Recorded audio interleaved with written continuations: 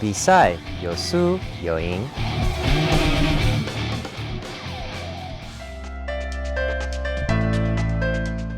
人生有他，一定会赢。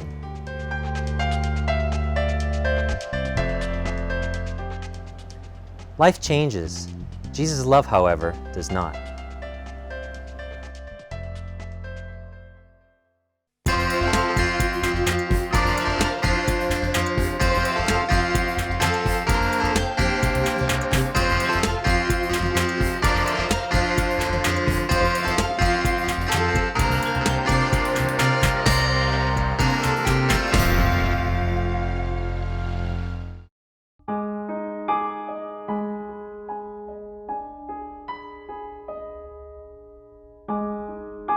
他亲眼目睹家人被杀。I saw every single act how they killed my father. 他从死人堆里爬出来。I think it took me about half an hour or so to get rid of the dead bodies over me. 长大后，他回去找杀死他父母的凶手。I could feel that his body almost like a vibration. He's so shaky.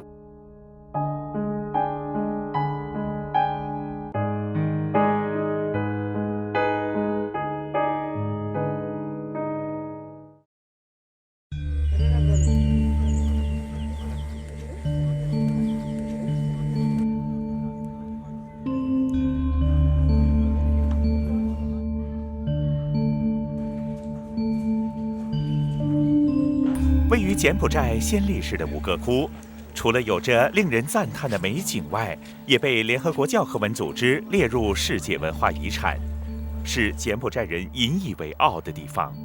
就连柬埔寨国旗也以此地做标志。从吴哥窟，我们可以看到柬埔寨曾经辉煌的历史，而从柬埔寨的历史，也让我们了解到这个国家曾经发生令人震惊的事。从1975至1979年，赤柬3年零8个月的执政期间，柬埔寨共产党以暴力强制手段清洗城市，并且展开全国大屠杀。不到4年时间里，柬埔寨全国近1/4人口，大约200万人被屠杀，遍野哀嚎，举世震惊，人民鲜血流遍全国各地，是柬埔寨人至今也难以忘记的噩梦。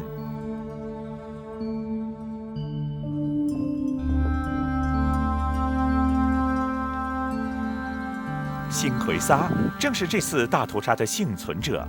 虽然他当时只是一个小孩子，但他仍深刻记得当时的情况。One early morning, I went fishing with my younger brother. On my way back home, I saw Khmer soldiers that were sharpened knives and axes and switchblades. There was a young teenager came to my house and inviting my father for a meeting. There I saw they arrest my father.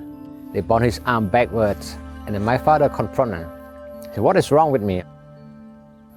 One of them responded to him that, "Today, we will destroy you." And when I saw that, I was so frightened and ran back home, trying to hold on to my younger brother and sister. I could tell that that moment, four of us tried to embrace each other. But the fear of being killed was so terrible. We could hardly stand still, we were so shaky, so tremble. Suddenly, soldiers came to my house, arrest me. They bound my arm backward.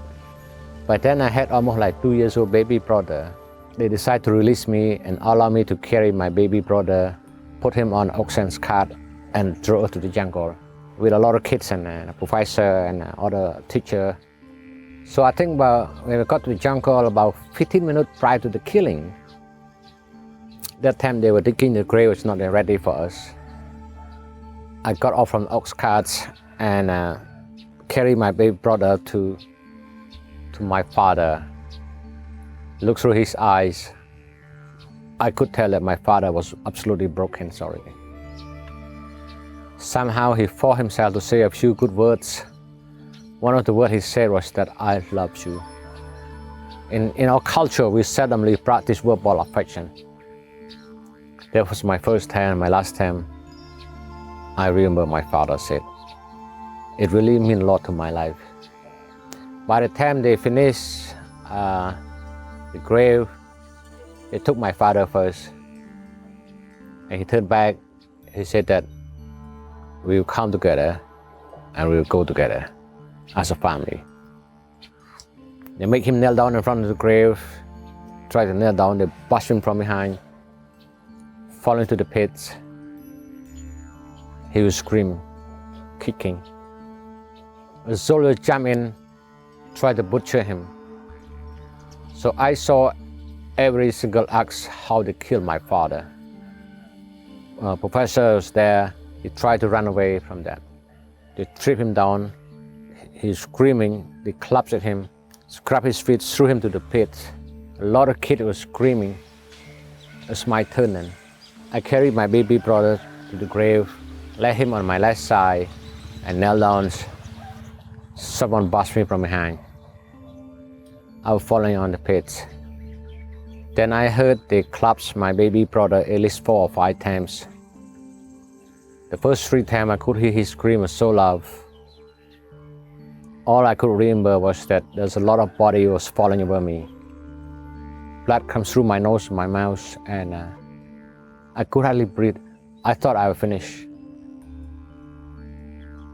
But then, they tried to bury. I could feel the soil topping in my body. When I tried to bury, and then someone said, "Don't bury yet, there's some more enemies need to be finished in this place." He went to pick up my mother, my sister, and other women who went to work in the farm early mornings. I think it took me about half an hour or so to get rid of the dead bodies over me. I didn't know what to do. And that time I was just a kid, I was so young to understand. I just lying on dead bodies, waiting for them to come to finish me. While I was lying there, I saw the bird coming into the graves. For some reason, I was so disturbed by that, and I picked up a piece of wood straight at the bird. And the bird come back 3 times. And every time when the bird lies the grave, I observed that the bird flew only one direction, which is eastward of the grave. If I were to look from my own perspective right now, I believe the Holy Spirit sent a bird to save my life. So I climbed on the grave and moved on to the east direction of the birds. Then about 5 or 6 minutes or so, I saw they were dragging my mother, my sister, and other women approaching from the west side of the grave. You know what, if I were to stay there 3 to 5 more minutes, I would encounter them. There I saw they kill my mother, my sister, and other women. After they finished killing 33 people on that day, they was not aware that I was alive. Then they went back to the village. I went back to the grave. I think I cried, I screamed until I lost consciousness. The trauma was so powerful that took over my life, and I could not cope with that.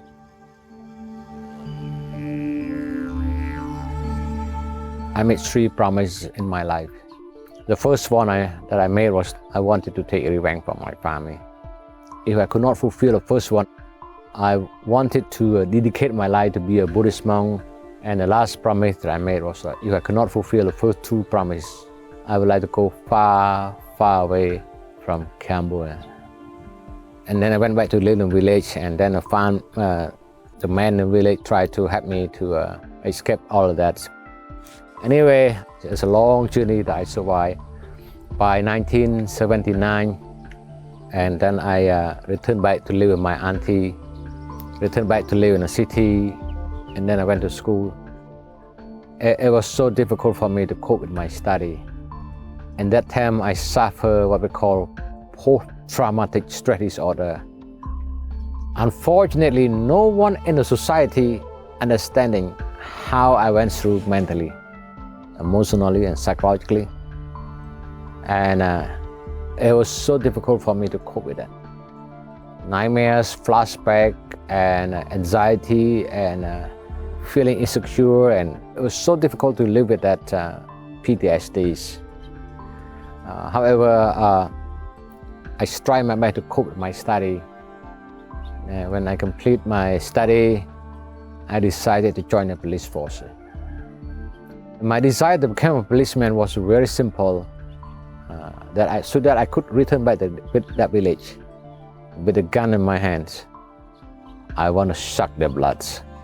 I want to take revenge. I was absolutely determined to take revenge.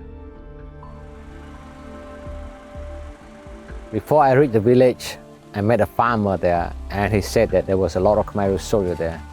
I was not convinced. However, I sent one of my men as a spy and to check it. And he came back, he said, Rexa, there was a lot of Khmer soldiers there. I could not go to the village. I know the Khmer soldiers, they were good in fighting. So I returned back home. I was just filled with depression, guilty, anger, disappointment, bitterness, and it was so difficult to live with that. Every evening I need to drink so that I could fall asleep. Going to bed is almost like hell for me. Flashback, nightmares, and all kinds of things that's so difficult for me to cope with it. I think at that time I was a policeman. I was not allowed to become a Buddhist monk. It was communist and religious is not exist in a society, which means that I could not fulfill my second promise. The first promise, the second promise. So finally I tried to fulfill my last promise, which was to escape from Cambodia to Thailand. I was a very silly guy, and I went through, I got a few friends who went with me to Thailand through the borders and the jungle. We walked in the jungle for 2 days and 2 nights. Before I reached the camps, there was a bad guy, so I didn't know it was Khmer soldier or Khmer resistance or whoever, I didn't know. When they saw us, they shoot at us, and being a policeman, I know how to run. So I got out by myself, and I ran and ran. I think I ran about a few hours. When I was running there, I saw a lot of dead bodies in the jungle, but I could not figure out why and how and what. I just kept running and running and run and run. So when I got out of that, I saw 3 men from a far distance, and I ran toward them. I could see that they tried to make a sign like this, which was, they tried to tell me, stop running, stop running. When I got to them, they asked me, where you come from? So I told them I was being chased. Somebody shoot at me a few hours ago. I just kept running. And one of them said that was impossible. Then I asked him why. He said that I ran through minefield. There were at least 2 million landmines on the ground. No one ever come out of that jungle alive. So after I heard that, I almost had a heart attack, you know. And I was just, oh my goodness. So they took me to the camp. And then by 1985, I was able to get to a refugee camp in Thailand. When I was in the camp, I was able to correspond with my cousin who lived in California. And I wrote to him, and he wrote me back and told me the person meant Jesus. So I wrote him back that your Jesus cannot buy food. I need a real US dollar to buy food, not Jesus. Send me the money. Well, I kept telling me Jesus did that. Anyway, when I was in a camp, my biggest dream was that one day I would be able to go to live in California to start life again. Unfortunately, after waiting there for 5 years, I was rejected by INS, which means I was not allowed to go to live in California with my cousin. And that time, I realized that I found the greatest enemy of my life. It was hopelessness. What was the point of living with hopelessness? There's nowhere to go. And it was so difficult for me to live that. 就在绝望的时候，辛奎撒开始去教会。 At that time, I started going to church from time to time, but my heart was not there yet. And one evening, I got out of my house, I knelt down, I said my prayer. I said, God, if you take me to Canada to start my new life again, I will give my life to you. 没有抱太大希望的辛奎撒尝试申请去加拿大，没想到申请获得批准。 So May 15, 1989, at 3 o'clock, I arrived at Toronto International Airport. I would never forget my prayer when I was in a camp. So when I got to Canada, the first thing I was looking for is Bible. I think by then I realized that I want to follow the Lord. And I went to church and start my Bible study. And then I went to study it at Ontario Bible College. It was OBC then. At that point, it was still very traumatized and very troubled and trying to sort through the things that had happened to him. When I found out who Rexa was and what it went into this guy, and I remember being shocked and just amazed at how this really warm and delightful person had gone through so much.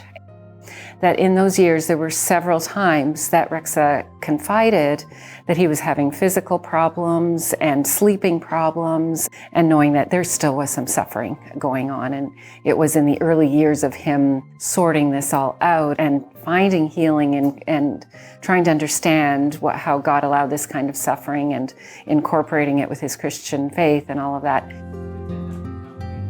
医治的过程是漫长和痛苦的。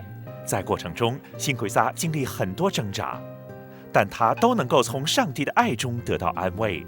然而，还有一件事，他一直也未能够完全释怀。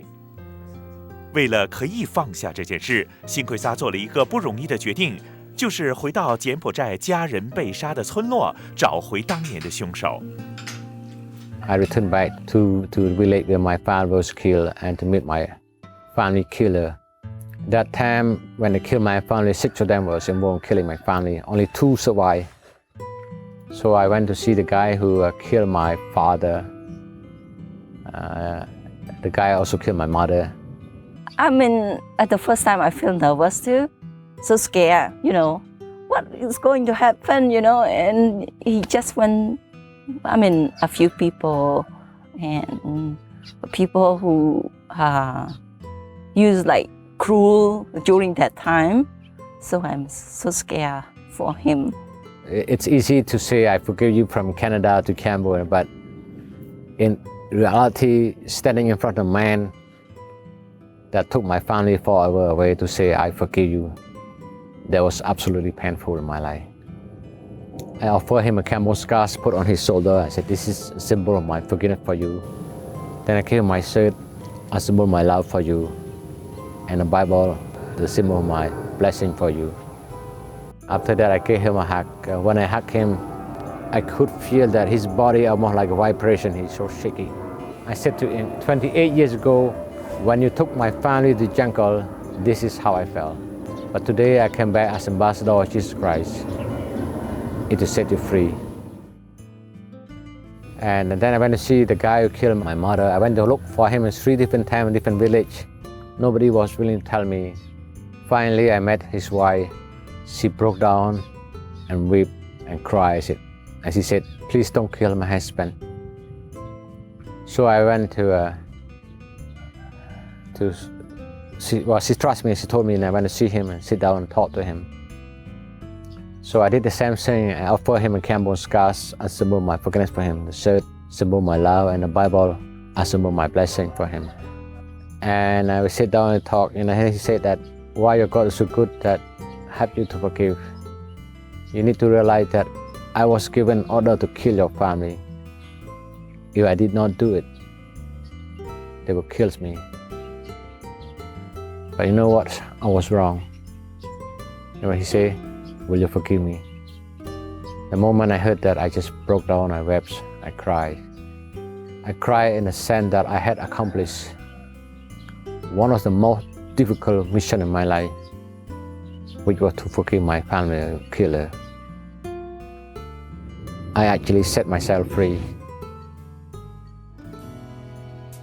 在你名山谷中，你领我走出来，我跌跌又撞撞，是你扶我站起来，我满身是伤痕，你将我抱起来，我在你的怀中苏醒过来。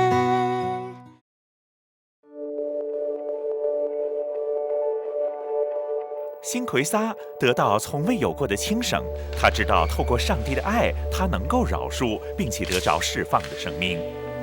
也因为上帝的爱，他决定放弃加拿大舒适的生活，留下来服侍柬埔寨人。I built a school for the people there. The school stands as a symbol of my forgiveness to the people there. You know what? If I were to return back to that village as a policeman, there would be a killing field in that village. But thankfully, God prevented me not to go back when I was a policeman. And I returned back as ambassador of Jesus Christ. I brought light into the darkness. Then I built a school there, and 5 of the kids come from the guy who killed my family study there. I think last year I heard that one of the students who went to that school studied to become a medical doctor. It was overjoyed for me to hear that. It was a very primitive culture because at that school, now the girl had a chance to become a medical doctor one day. So it was, I think for me, it's a joy to hear that.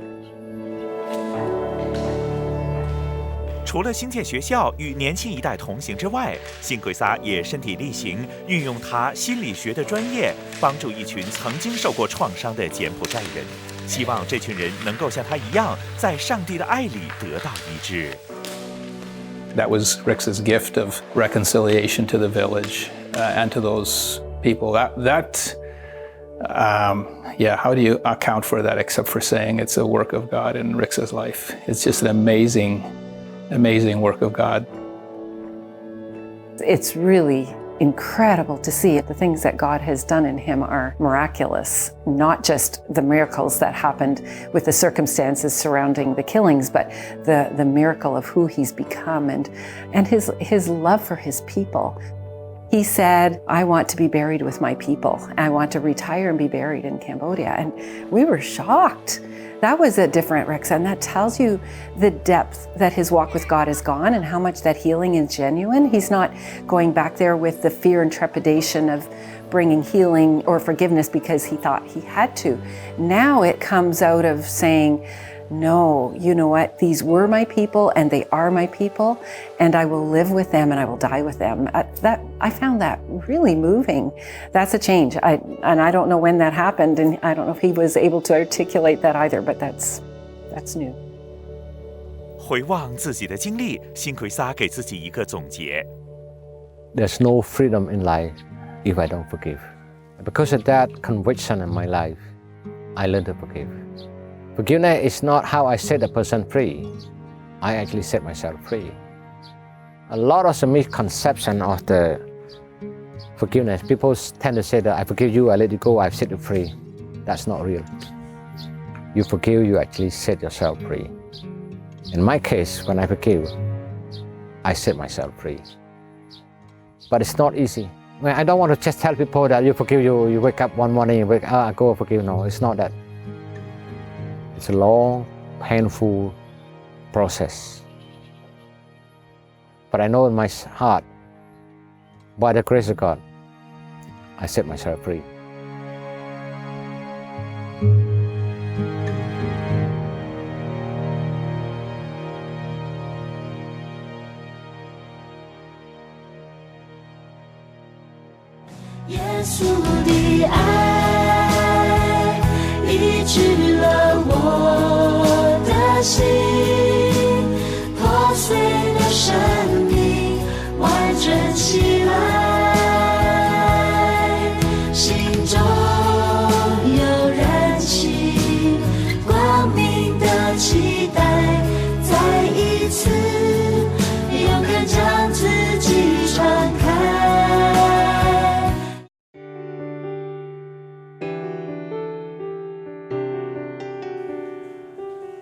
当辛奎撒愿意跟从上帝的教导去宽恕别人的时候，他就能够得到最终的释放，并且活出真正自由的生命。如果你也想得到自由的生命，欢迎致电恩语生命热线或登入恩语之声的网页和我们联络，我们很乐意和你分享基督信仰。愿神赐福你。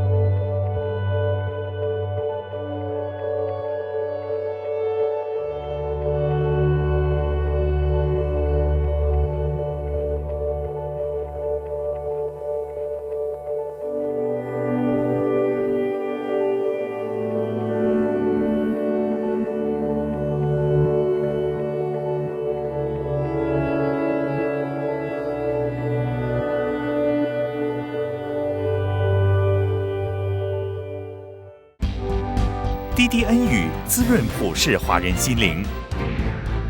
恩语之声以世界各地华人经历耶稣基督带来生命改变的真实故事，透过全球电视和电台广播网络，还有电脑互联网广传福音，也以生命关顾电话热线帮助有需要的人。我们的事工很需要你经济上的支持，就让我们继续为福音齐心协力。